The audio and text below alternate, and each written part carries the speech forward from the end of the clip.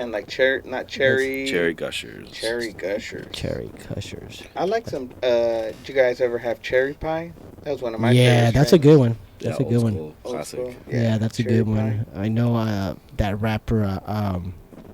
What's his name? Bash or Baby Bash. Baby Bash. Yeah, Baby Bash? he was. I don't know if he was promoting it hard at one point or. Well, he had his like little joint cigarette brand. What was it called? California's Finest. Yeah.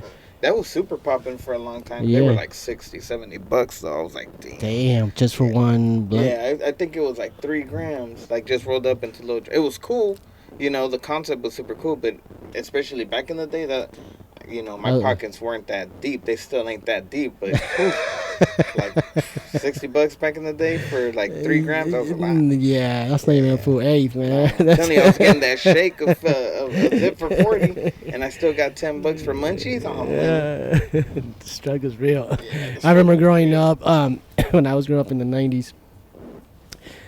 Well, I used to love watching because we didn't have the internet, right? Yeah. Or the phones or anything. But the High Times magazine, I used to dream about that weed in there. But that weed is like. If you look at those pictures now, it looks like some dried up just grass. Yeah. But back in the day, that was the best. I remember that, and I used to always be like, man, like, oh, wish I had all I'm gonna this get some Hawaiian gold, some real haze, some Cuban haze, black haze. So what is the other one? The chocolate tie and chocolate tie, yeah. On Carson's menu, he got that chocolate tie. Oh, brand classic. Oh yeah, $20.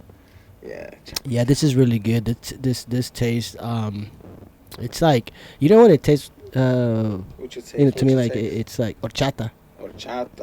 I like that. Horchata. That sounds good. There's a strain, right? Horchata. Yeah, strain. But I'm just saying in general, like it's good. Yeah, super fire. And we said it was a hybrid, right? Nice indica hybrid. Right, indica hybrid. Yeah, indica. I like indicas. They're not too bad. Sativas, I like it when I'm being more productive and I have to get stuff done. Then I'll smoke some good sativa. Like sour diesel is one of my favorite. Oh, I love sour diesel. And then there's an orange diesel, which I think is the orange agent, right?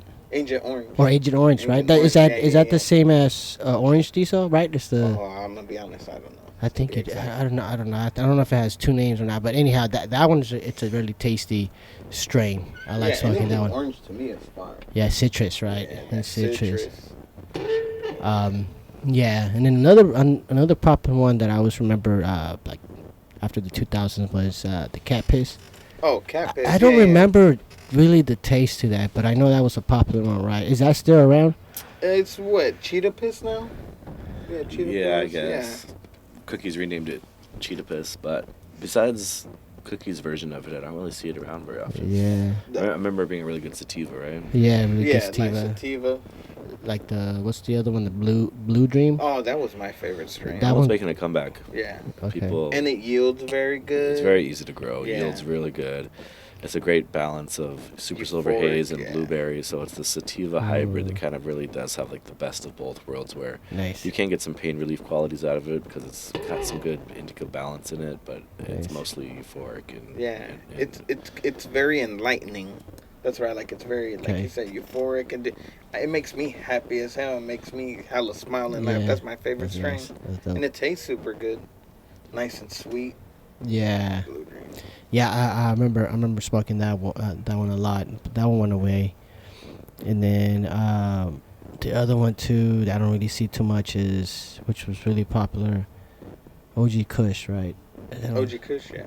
That one I don't really see. I know that one, and then the other one it used to be mixed a lot with the Gorilla Glue. Yeah, there was what was the name? There's a name, I can't remember what it was, but that was really good because I could taste the two different, the Kush, but the Gorilla Glue, like the tape and glue companies, started suing people in the cannabis industry for using it. So now it's always GG4. Yeah, really? You'll still see the GG4 around. Oh, because they can't call it Gorilla Glue anymore.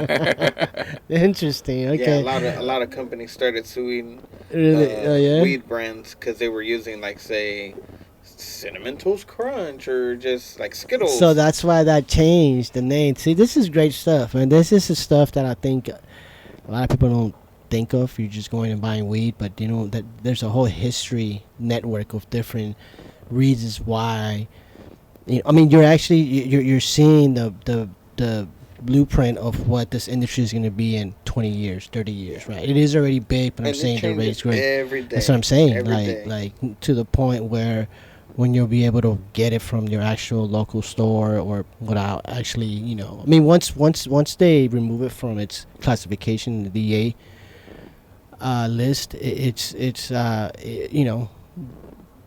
be even more lucrative, right? Because you even the like your local growers could be the boutique of that type of weed that comes from that type of district, right? Because just the sun it gets, yada yada, whatever reasons there is behind it, but it is gonna have that at least that's my perspective towards how I think the industry is gonna end up being. Right, it's gonna be everywhere, but you're still gonna have boutiques out where they're really like selling that nice stuff that's probably the only place you can go get it, right? And that's how I would do it. It's like if I had a strain and it was not so much of making an empire out of it, but just having a good strain that you can only get it from here. It's just so hard because, like, say if there could never just be one spot for too long. After a while, a new spot comes over and just, because everything's always changing. And, like, say, if you're not evolving with the industry, like, you get left behind quick. Like, a company could be on top for a cool minute, and out of nowhere, just a couple other brands just take a little edge, dial in, and it just, or Is that do you think is that because of just how right now it's structured where it is expensive to get your own dispensary, right? It's not as cheap to go in and opening up a coffee shop or anything like that, right? Like you have to go through all these much, or like I don't know. I'm just asking, like the numbers don't pencil out to operate a dispensary in today's climate. Every dispensary out there is scraping by or probably losing money, and that's why you see them closing left and right. That's why you see Cookies doing horribly now. Really? And I mean, it's not like Cookies Melrose and but they're not as popping. Yeah, and their Haight Street location closed. Oakland their location. main one, it's like and it's like it's a city brand and their main city location on Haight. You see a company like Medman, rising and falling, Ease, on the brink of bankruptcy constantly. Yeah. Literally, the accountants, if you look at the way the dispensaries run, the way that they have to buy weed and sell weed, the margins don't cover the taxes, and you can't make any deductions on your federal tax income. Literally doesn't pencil out to run a dispensary right now. You'd have to charge so much for the weed that people would just go to the black market. Or you do what like Oakfruitland is doing, and you vertically integrate where you're growing your own stuff. Yeah. Like a Stizzy. Like having a good house brand is the way, and just getting people to like your brand, for you guys, product speaks for itself. Yeah. But you guys is the way you guys advertise it, like even where you guys' merch is, you make the consumer, it draws their attention. That's like even before you were there, I had seen that brand. I'm like, oh, they got cool shit. And then they had good flour. I was like, oh, shit. Good quality stuff. And it speaks for itself. And then, their marketing is good. Yeah. That makes such a difference. Really great company. So the company is one of the ones that is doing that move, right? I mean, that because that's not happening across the board. There's more dispensaries where they're being, they're more buyers, right? From suppliers versus you taking the whole, it's like kind of taking the blueprint of Amazon, right? You start integrating everything from, that's what it sounds like it's happening. Structurally, you guys are building on. First, you get the most important part is, the constant or the consistency of always having that good strain weed, and then actually paying attention to what you're doing, strain wise, and then from there, I'm sure the shipping and all that stuff starts to come into play. Because if you're growing out, it's like the Amazon, right? The Amazon blueprint, not exact, but it makes a lot of sense why they would want to go and have their own house brand, which is good for us too, because you do want a brand that you could buy from here. It's all about trying to get the best price of good, good quality, good price to the customers. I mean, that's what people respond to. That's if you want to. That's the competitive edge that everybody's going for, So I think they have a really good balance of quality, but they do it at a scale where they can do it at a really good price. Yeah. That's dope. So and like you said, it really, really helps when the quality is just there too. Yeah, Mhm. so because we have that vertically integrated part of our business as well, that you'll notice like everything else on the shelf is a little bit less than everywhere else that's offering that same product. Yeah. The Wild's just a couple bucks less than everywhere else. The up north scents fig are not 50, they're 40 or 45. Yeah. Everything's just like $5 or $10 cheaper than everywhere else because we'll just have a little bit better value if we can sell some of our own product. Then it all kind of balances out. It evens it out. That's interesting. Wow, that's awesome. And does anything change, like growing it yourself in a sense of taxes, or is there any type of incentives for that type of stuff? The taxes for growing cannabis are much less than retail. They pushed all of the taxes basically at the point of retail. So the excise tax, okay. the big 15%, that comes at the retail level. Then we have our regular sales tax, which in San Francisco actually has a relatively low sales tax. People are always surprised to think here that, San Francisco, liberal San Francisco. But actually, our sales tax is actually much lower than most places in California, at least. It's even higher in Oakland, I believe. Oh, yeah, Oakland, San Jose, North Miami. We actually have it low. So we have a little bit of a low sales tax. But then, most of it falls on the retailer to pay all those big taxes. That's but the interesting. farms get treated pretty well because, in general, the U.S. tax code is really beneficial to farms. They want these farms to be able to take out huge loans of money to grow all these crops and then sell it, and they want they want food to be cheap and available, so that the farms have really good just general taxation and compared to regular businesses. And then they still have some 280E stuff that makes the federal tax is really high, but in general they do fall under the category of like a farm, and so the federal tax code is pretty good for them. That's dope. Okay. That's nice. So that's a move definitely making. So 2 locations, right? Is that how many locations you guys have? Oh yeah, well we have Capitola Cannabis Club by Oakfruitland, and Capitola's a fun little beach town next to Santa Cruz. Great location there. Then there's San Pancho in the Mission, and then there's also a delivery in Sacramento. Okay. Oh, that's cool. So Oakland, there's not a location in.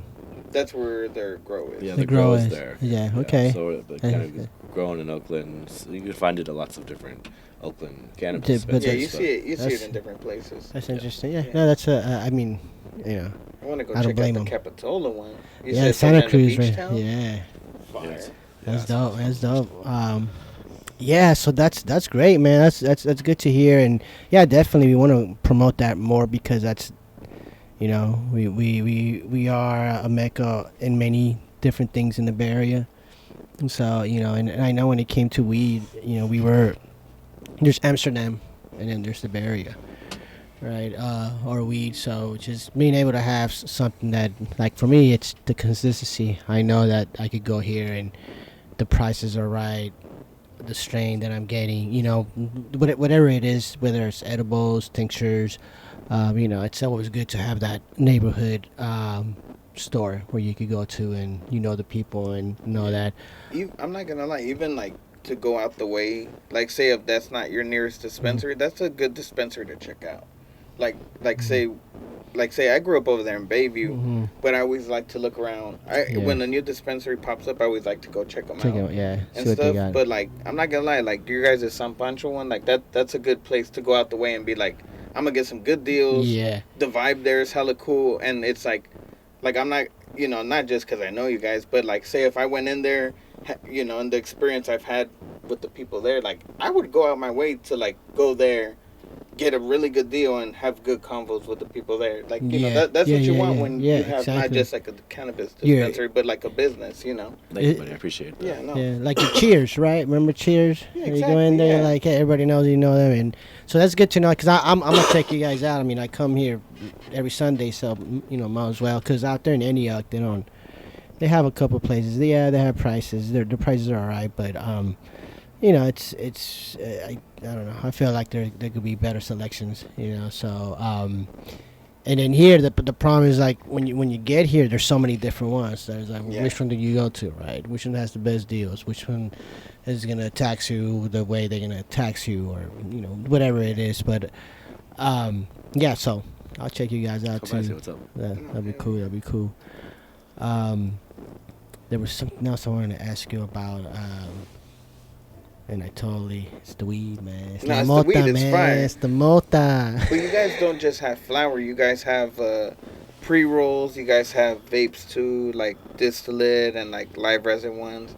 I'm obsessed with your guys' live resin ones. That Amor Toxico. Shout out Nancy. She's the one that was like, get this one. I'm like, whatever, Nancy. I'm not going to listen to your opinion. Then she's like, here, hit it. I'm like, okay, never mind. I'm going to listen to Nancy. So which live resin or live raw? That one's live resin. Resin. So for me, for vapes, live resins, for me, like, those are just the best. The rosin ones, the temperature is usually too high and it burns all the terps and then you don't enjoy it. But the live resin ones that you guys have, like, I'm not going to lie, that Amor Toxico, it's like I would put it up against like a nice rosin cart. Okay. Yeah. So then, but when you dab. No, this is a vape pen. Yeah, but when you dab, you do the live or the. I knew you love that one. That's why I brought one. Oh, my brother, thank you. Hit this easy. There you go. This is what am I smoking? That's Amor Toxico, the live resin one. So it's on Pancho, Oakfruitland. About 30% of the product in the store is our own house brand, and about 70% is everything else, and really highly curated variety. But our house products are really excellent. They ended up being like more than like 50% of our sales because people are just drawn to it. It's really yeah. So I mean, we carry the popular Stizzy and Plug you guys Play, have everything and in Almora, there, and Flavor Cake, Flavor Aid. All these Flavor Aid is a really great one. Yeah, that's why I brought it. I'm like Flavor Aid. But our house brand really stands up against a lot of them. Yeah, and it's also the packaging. Yeah, so they do flour, vape, and pre-rolls. Not into edibles or extras. Oh, okay, okay, all right. Question for you: You ever done a blinker? A what? A blinker? What's a blinker? So you hit it until this blinks. So that's actually like. You gotta do your first blinker. You gotta do your first blinker, player. Man, I'm coughing up a lung. Nah, but it's good. All right. So you'll tell me when. Yeah, but don't like earlier when you hit it. You're just a nice slow and steady. Yeah, it's gonna be like 8 seconds. It's gonna feel like 30. Yeah, but just keep it going. Easy's first blinker. Hell yeah! Oh no, you didn't do it, player. Come on.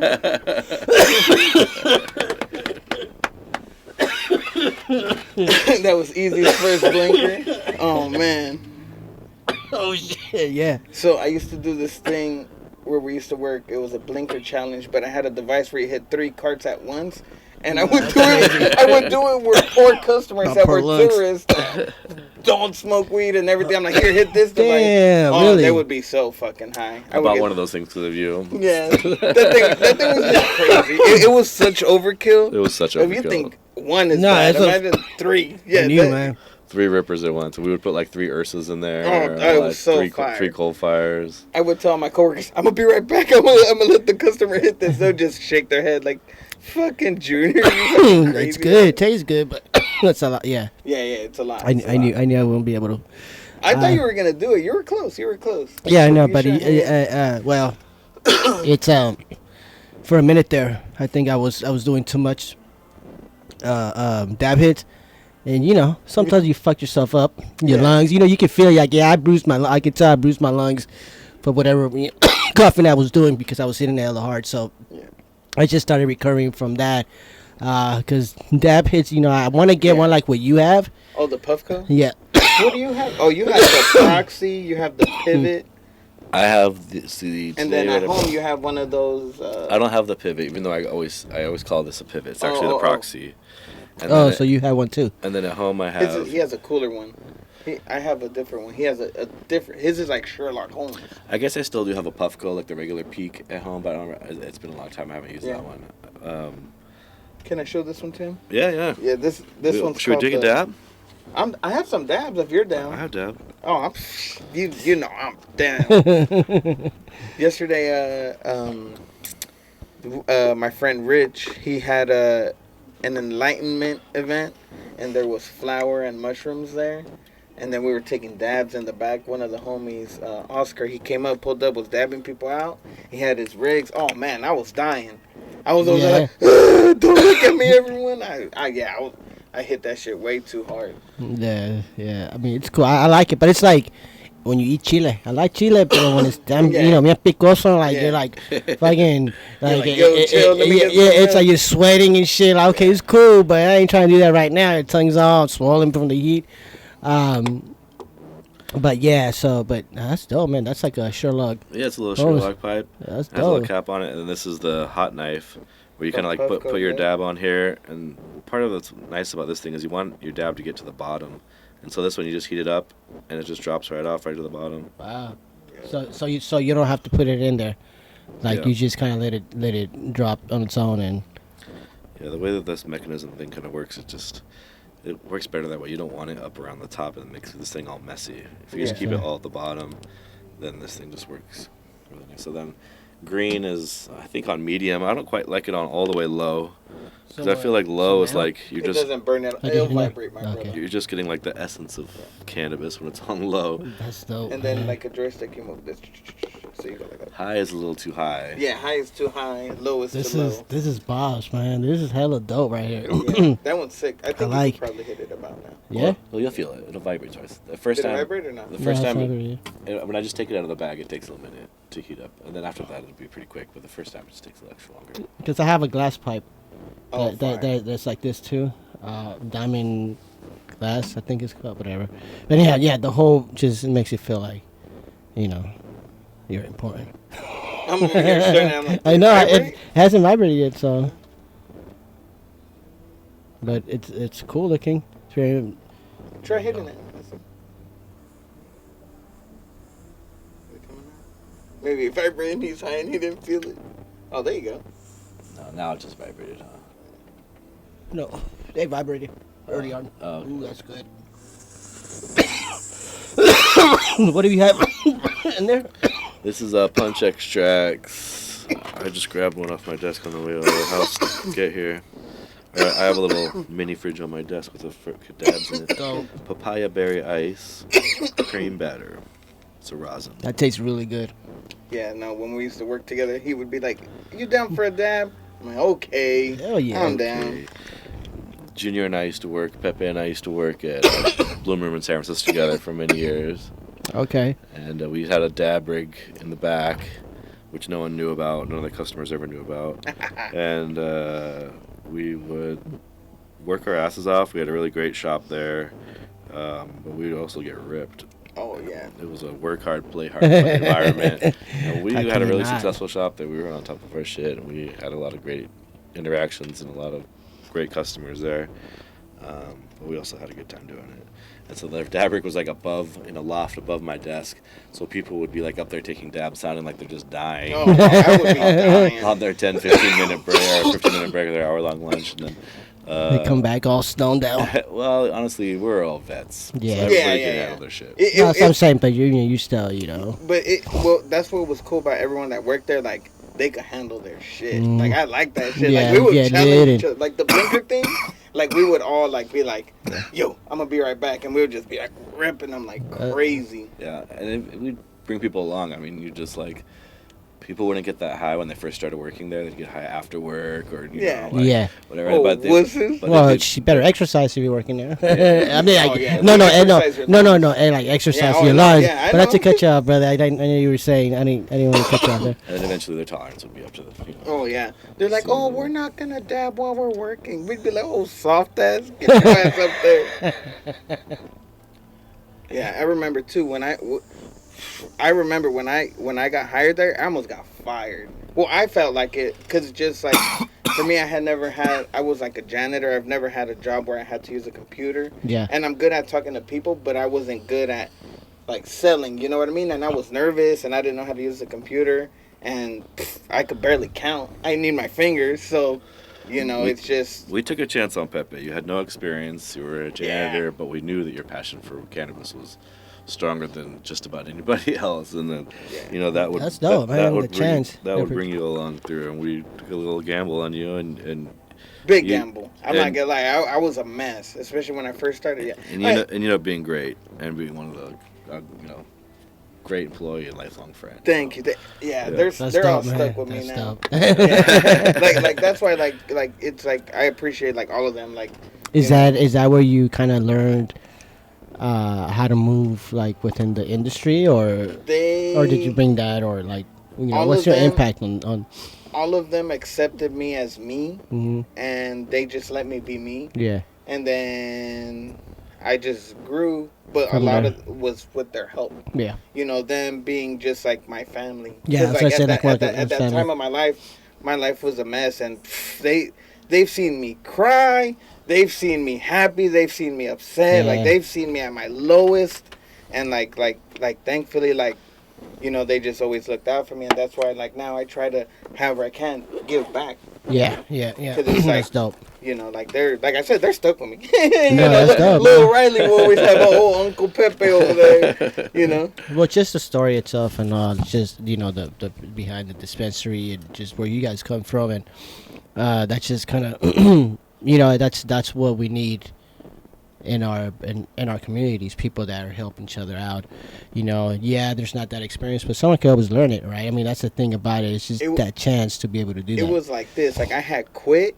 I instead of a 2 week, I had almost quit a couple times, but then it was I loved that place so much. Yeah. Then instead of a 2 weeks, I gave like almost a 2 month. I'm like, in 2 months I'm leaving you guys. Because it was like for me like. I just love that place so much, but it was them. It was the people. It could have been anywhere else, but like the whole squad there was just.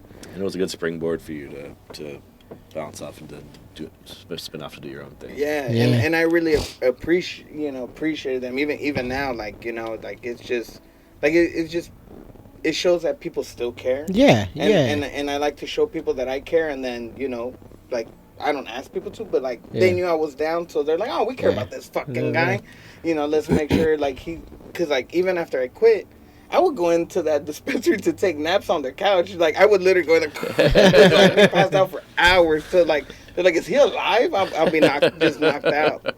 But they were never like, "Oh, you can't be here," and then they were always like, "What's up, dude?" And I smoke up with them and stuff. Even I go past by their San Pancho, I'm like, "What's up, you guys?" Smoke up. Yeah, you go in there. Yeah. Well, that's the thing. I mean, there's still a lot of that. It's just that nowadays on these platforms like social media platforms, a lot of it is negative stuff, right? Yeah. Because that's what gets the views and this and that.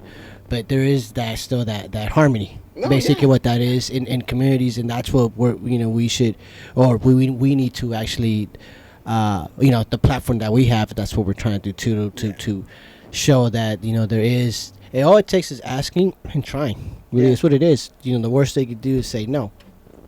But most of the time when you see someone asking and you see the interest in someone, and things end up whether work directly with them, but something either a connection or something comes out of it. So it's very important that people have that they know about that there's still that hope out there, that like you're saying, it's I know it seems hard to find, but it still exists. It's just that we're being programmed in a way, not to be a conspiracist, but also you can't be a dick and expect people to be nice to you. You know what I mean? It's like, I mean, like that. That's the thing too. Like a lot of people complain. But it's like, who's gonna want to help you? You're always mad and complaining. And there's those ones too, right? You're like, really, dude? And you try to help them, right? You're like, but come on, man, you're being too much of a dick right now. Because for me, I would be going through it, and say there were times where I'll be crying in the back, and then they're like, there's a customer. I'm like, hey, how you doing? How can I help you? And it's just like you wouldn't know. But then in the back, I'll be there were some tough times you were going through at that point. I'm happy to see you. This guy would be fucking sleeping in the park and then coming in on time for his shift and for shit like that. Just trying to figure it out, coming with my duffel bag and shit, and that's why I appreciate them. Because they were even small things. Hey, you good? You need some help to eat, and there were times where I needed $20 or fucking whatever it was, couple $100. And they all helped me out. It's family, man. It shows. It shows that. And I'm not easy to deal with. There was times where I know where I was just a pain in the ass to Steve-O, and I would be like, yo, I really apologize, Steve-O, because it's just I was going through it, and I was just a dick or just whatever it was, because sometimes I'd be crazy too, so I'm not easy to deal with. So I appreciate them all dealing with me, Anyway, the weed helped, they were all high all the time when I was on my bullshit. So. So anything else you want to tell us about the dispensary? In fact, I have one more question before you answer that. What's the vision of besides being a dispensary and selling good house brand weed, but is there like a vision where Oakfruitland is trying to accomplish when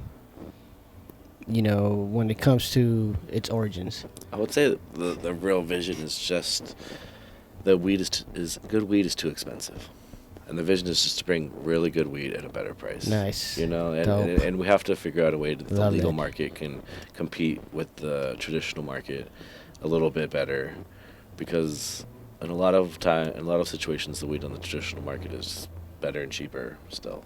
That's why that's why it still is going to be thriving. And so competing with that and just coming up with a vertically integrated brand, something like Stizzy, but with a more culture. More culture. More culture. I'll say it. Yeah, I don't work for anyone. Stizzy is what, like, are they?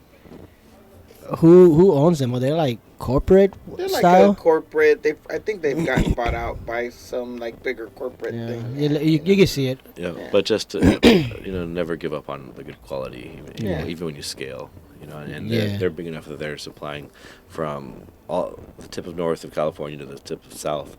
Oakfruitland is in popular in dispensaries all over the state. So I think having their own dispensaries all over the state, it's a possibility as well. Nice, dope. Yeah, dope. No, I see it. I like I said, I know a lot of people that work at dispensaries, and I tell them straight up, if I don't like the place, I'm just like, nope, not the vibe, But like, that's what I like about when I walk in there. I'm like, oh, it's sick. Even if I didn't know you guys, it's like, I know the people there, and I know how they treat other people. So I already know the interaction they're gonna give to whoever walks in there. It's gonna be very good, Yeah. And whoever comes in is gonna learn a few things, because everyone's very knowledgeable. That's another thing too. Having a combination of also having people that are knowledgeable, not just giving you a sentence of. Because this is something. Yeah. Well, it's or they're very basic. Yes, an indica, or it makes you lazy, or not lazy, but more of a body high, this and that. But you want a little more information, as sativa, or people are looking for that. Like because there's something that you're taking, whether it's the first time user or there's different level of users. So yeah, when you go in there, the customer service, you're right. Like it has to be on point to be able to feel safe, because you're about to buy something that is gonna obviously get you high on this, alter your state of being. But my thing when I've gone to dispensaries, since I kind of grown it, and I've done a little more research on the actual cannabis, that I have a little more knowledge on it. But when I do go to these dispensaries and I ask these questions, that's where it's like, damn. I don't know it all, so I want to know, like you said, I want to come, and if I'm going to buy this strain or whatever it is that I'm purchasing, I want to know about it. And so sometimes not having that, I think that's also adds to that whole experience. So, it sounds like that's what's happened here with your with the dispensary that you work in. But yeah, we try to bring the employees, the bud tenders in from the beginning. So when samples come in, they get to try everything. Before and they know what they're talking about. Yeah, before we even decided if we were going to bring on a new brand, get the feedback of the staff. If the staff's not stoked about it, they're not going to sell it. It's not going to do well. And that's super important. If your bud tenders, if your squad is not happy, the customers will not be happy. Yeah, that product's not going to sell well if they're not. They got to be ready from the start. So why even bring it on? Then they got to get into the store, you have to bring samples to the entire staff so everybody can legitimately get to try it before they sell it. That's true. And then when people ask, they know. Yeah. Sure. It makes a lot of sense. Yeah. Like, that's the best way. Get to know. Get to know your product. So what do you have? You remember there was a big hype on what is it? Moon rocks? Moon rocks, yeah. Is that still like? Back in the day, I sold a bunch of moon rocks that were popular, and it was right when it was the transition from the medical days to recreational, where testing was happening but not required by the. It was a different type of testing. It was a different type of testing. Okay. But we decided to just these moon rocks are super popular. Let's check these things out. Let's get them tested third party. Not believe what they're telling us. Yeah. They'll give us lab test results. Yeah, we were yeah. like, let's get it tested ourselves. And it came back pretty bad. It was the Dr. Zodiac's, the old one. It basically had everything that you're not supposed to have in it. It had like mold, pesticides, heavy metals, all kinds of stuff in it. Because they would just cover it up with all the goodies on the top. Yeah, you know what I mean? That was many years ago. We're talking more than 10 years ago. Yeah. Wow. So they you know. Yeah, now testing is super crazy. So that's why it's not like, I mean, I don't really hear about them that much. Yeah. Well, now it's more THCA, right? Everything's THCA. Before it was like they would put like distillate or live resin and then put a bunch of like keef on it.